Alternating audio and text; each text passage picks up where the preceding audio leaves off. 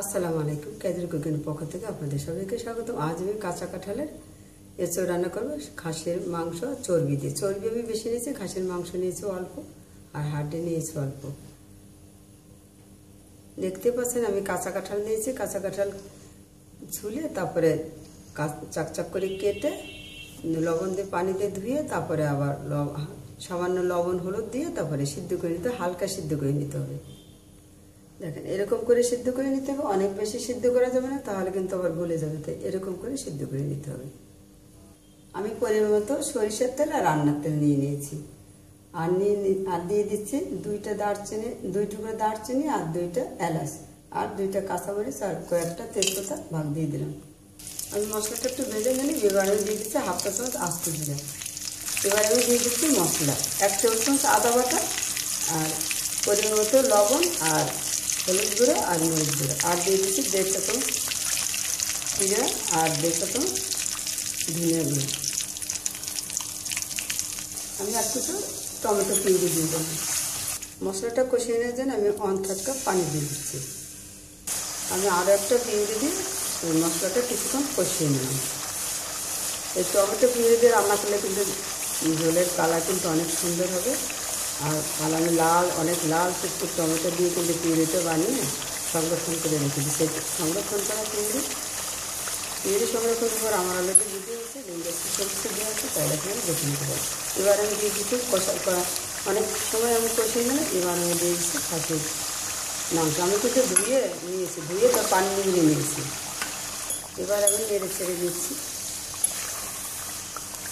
আমি নেড়ে ছেড়ে কিছুক্ষণ কষিয়ে নিলাম। এবার আমি ঢেকে দিয়ে কম তাপে রেখে কষিয়ে নেব। আর পানি দেবো না, এই চর্বি আর মাংস থেকে যে পানি বেরোবে এই পানি দিয়ে আমি কষিয়ে নেব। আমি ঢাকনা উঠিয়ে আরও কিছুক্ষণ নেড়ে ছেড়ে এভাবে রান্না করে নিলাম, কষিয়ে নিলাম। এবার আমি একটু গরম পানি দিয়েছি। যেহেতু খাসির মাংস চর্বি, তাই আর একটু গরম পানি দিয়ে আমি গরম পানি দিয়ে রান্না করে নেব, তাহলে কিন্তু ভালো হবে।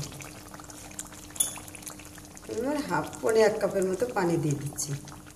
গরম পানি দিয়েও কিন্তু আমি জাল উঠে গেলে এবার আমি 1/2 চা চামচের মতো গরম মশলা দিয়ে দিচ্ছি। অনেক সুন্দর ঘ্রাণ বেরিয়েছে, কিন্তু আরও বেশি একটু ঘ্রাণের জন্য আমি গরম মশলা দিয়ে দেবো। নেড়েছে এভাবে ঢাকন দিয়ে ঢেকে দেবো।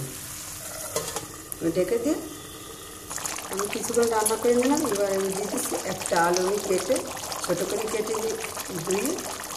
ধুয়ে নিয়েছি, আর ছোটো করে কেটে নিয়েছি, দিয়ে দিচ্ছি।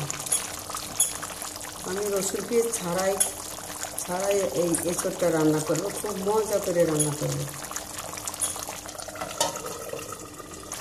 আলু দিয়ে আমি আরও কষিয়ে ঢেকে দিয়ে আরও কষিয়ে কিছু সময় রান্না করে নিলাম।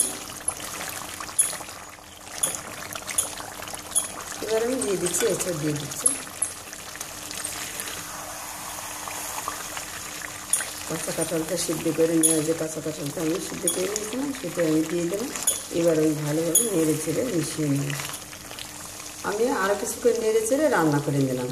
এবার আমি দিয়ে দিচ্ছি 1 চা চামচ চাট মশলা দিয়ে দিচ্ছি। এই চাট মশলাতে অনেক প্রকার মশলা মিশিয়েই ভেজে তারপরে তৈরি করা, তাই চাট মশলাটা কিন্তু খুবই ঘ্রাণ, অনেক মজা এই চাট মশলা দিয়ে রান্না করলে।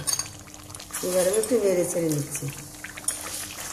আমি কাঁঠাল, আলু, মাংস, চর্বি সব কিছু দিয়ে অনেক সুন্দর করে ঢেকে দিয়ে উল্টিয়ে পাল্টে নেড়ে চেড়ে কষিয়ে দিলাম। সামান্য সব কিছু প্রায় সিদ্ধ হয়ে গিয়েছে। এবার আমি গরম পানি দিয়ে দেবো, পরিমাণ মতো গরম পানি দিয়ে দিলাম। এবার আমি নেড়ে চেড়ে ঢেকে দিয়ে আরও কিছুক্ষণ রান্না করে নেব।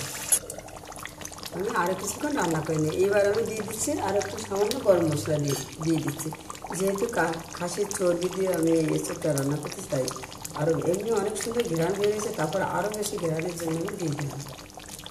আরও 3টা কাঁচামরিচ দিয়ে দিলাম। তারপরে হালকাভাবে একটু নেড়ে দিয়ে এবারে চুলার আঁচটাকে কম তাপে রেখে, সব কিছু কিন্তু সিদ্ধ হয়ে গিয়েছে, তাই এবার কম তাপে কিছুক্ষণ রেখে তারপরে নামিয়ে। আর লবণটা আমি চেখে দেখেছি, তাই লবণ ঠিক হয়ে গিয়েছে, তাই আমার আর লবণ দেওয়া লাগবে না। সামান্য একটু চিনি দিই। এই চিনিটা দিলে কিন্তু অনেক স্বাদ হয়, অনেক মজা। নেড়ে ছেড়ে দিলে এবার আমি চুলা ঢেকে দিয়ে চুলা কম তাপে রেখে দেবো, পুরোপুরি কম তাপে রেখে দেবো। ঢাকনা আমি উঠিয়ে নিলাম। এবার আমি চুলা বন্ধ করে নামিয়ে নিলাম।